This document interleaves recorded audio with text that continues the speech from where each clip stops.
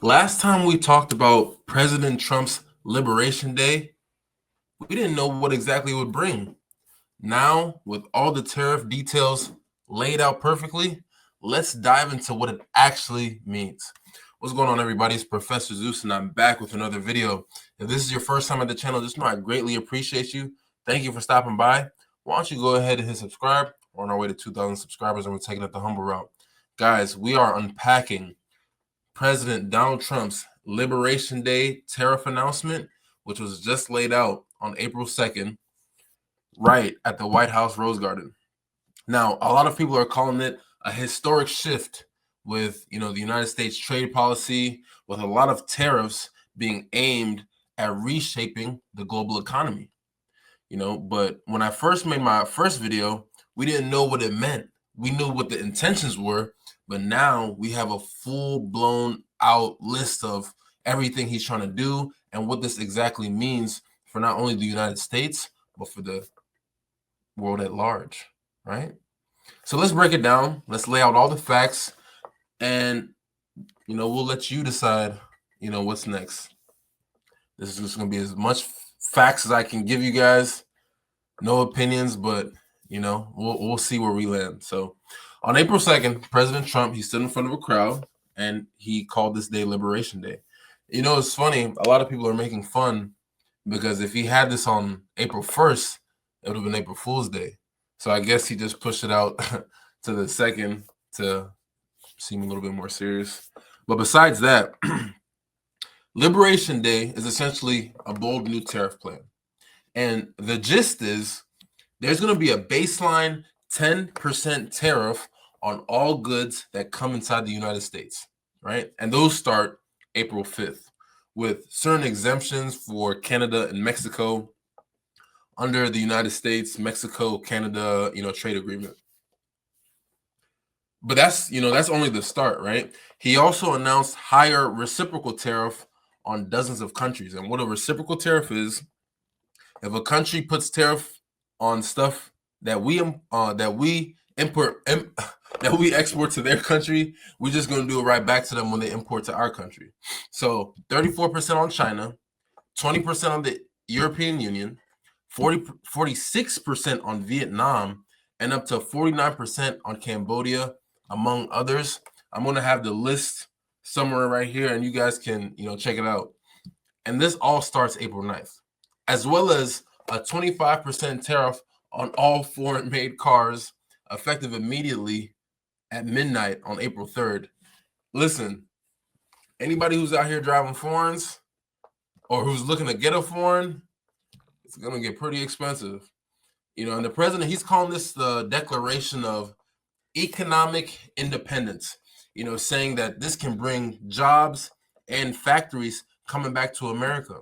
Now, we have covered SoftBank, we've covered Apple, we've covered Hyundai, all different companies who are saying that they want to invest inside the United States, right?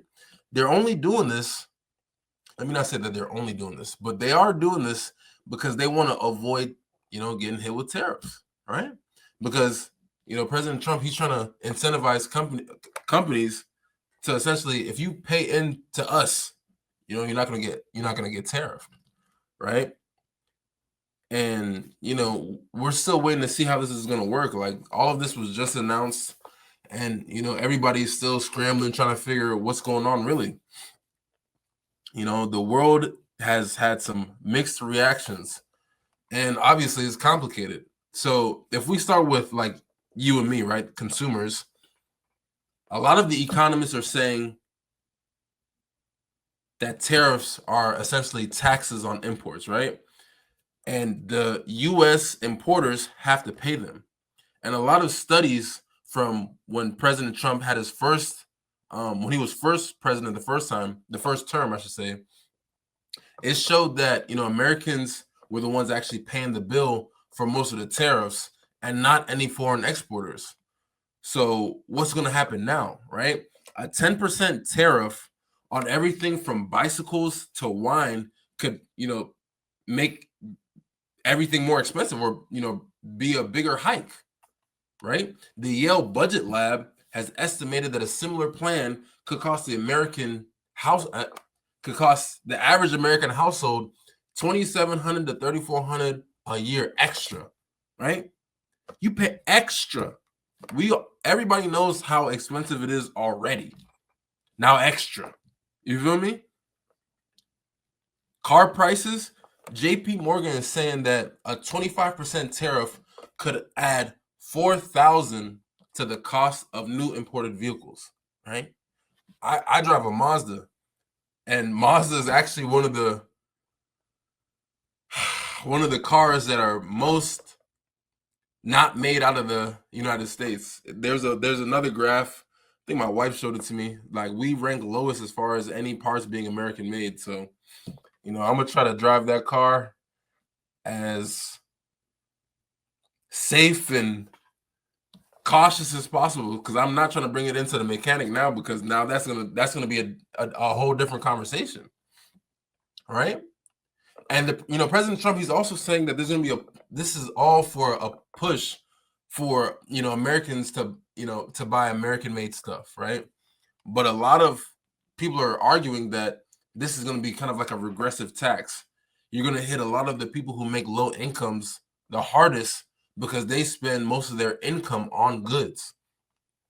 But if you look at it on the other side, a lot of people are saying that short-term pain could actually be long-term gain if manufacturing does come back, right? Somebody made the analogy, like you making renovations in your house, right? When you make renovations in your house, that time period where all the contractors, all the builders are coming in, doing whatever you're trying to fix and stuff like that, that time period is really inconvenient and it really sucks, right? But at the end of it all, when everything is fixed, when everything is renovated, you're going to appreciate that you took the time to, stay down, be inconvenienced a little bit, and now you can enjoy the renovation.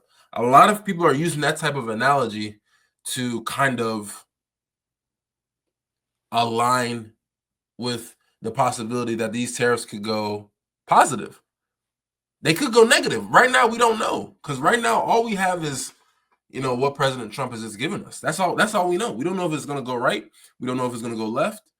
We just don't know. All we know is what's been brought up to us. But a lot of people want to know, is this going to be worth it, right? Now, if we take a step back and look at the global stage, right? A lot of these other countries aren't exactly extremely happy over this, right? The European Union is calling it, extremely bad for business. It's going to be extremely bad for consumers. And they're prepping their own retaliation plan, right? The Prime Minister of Australia said, this is not the act of a friend. Even though, they're trying to hold kind of like a tit for tat for tariffs, right? Tariff us, we tariff you, tariff, that type of thing.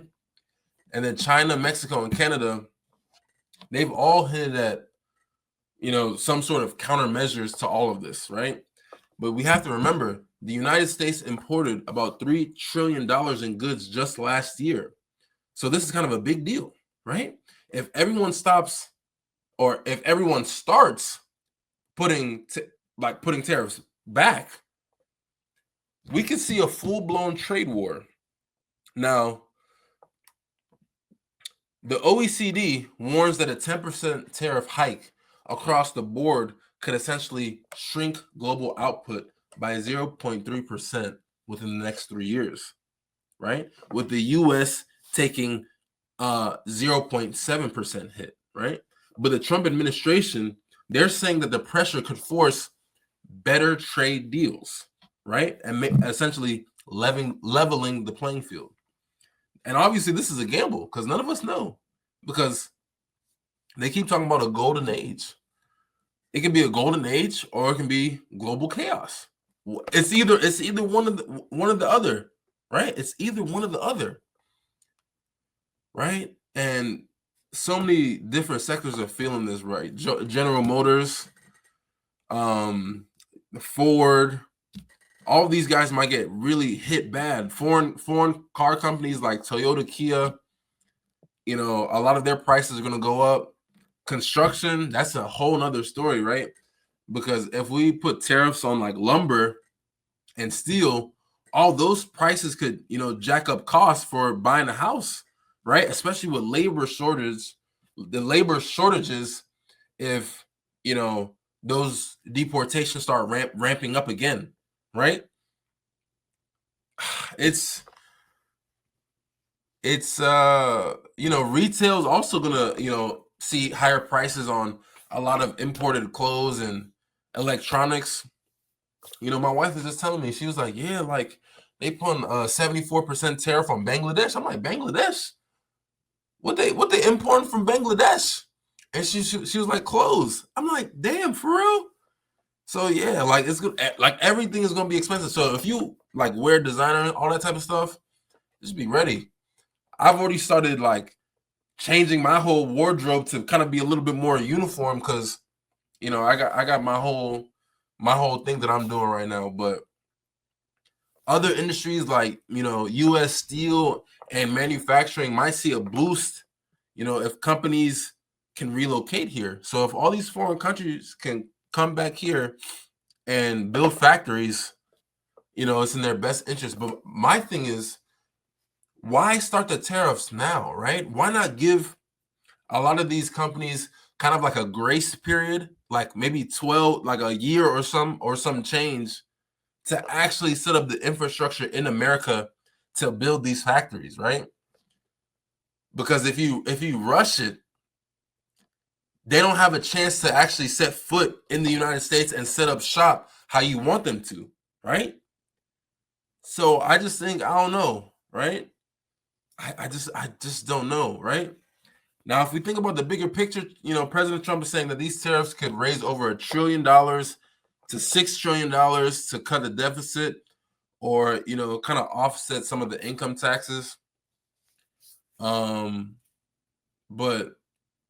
it's just bad, man. Like when he was giving his speech, you literally saw this, like the S&P for the stock market literally take a nosedive. Like it's creeping up, it's creeping up, it's creeping up. Then pow! It was crazy. It was honestly crazy. And there's going to be a lot of ripple effects, right? If prices soar, inflation, which is already at a crazy spot, it could spike again. And there's a lot of upside risk, but we're not at stagflation just yet. Businesses could, cut hiring and see a lot less growth. And, globally, a lot of these supply chains could snarl up and like make everything from avocados to iPhones more pricier and more scarce. So they're going to be expensive, and there's not going to be a lot on hand. So there you have it. There's going to be a lot of things on the news about, Liberation Day, higher costs at the store, global trade shakeup, man, and just a lot of these industries are going to be so unsure about themselves or unsure about the market. Is this economics is this America's rebirth, or is this an expensive dance? You feel me? I'm not trying to give you any conclusions, but obviously go and do the research yourself. All I'm trying to do is just present to you the facts, but let me know what you guys think in the comments, and let's keep this conversation going. If you made it this far, hit the like, share this video with someone who might see some value in it. Subscribe. We're on our way to 2,000 subscribers. And never ever forget, it's you and I verse information, application, execution. Until next time, peace.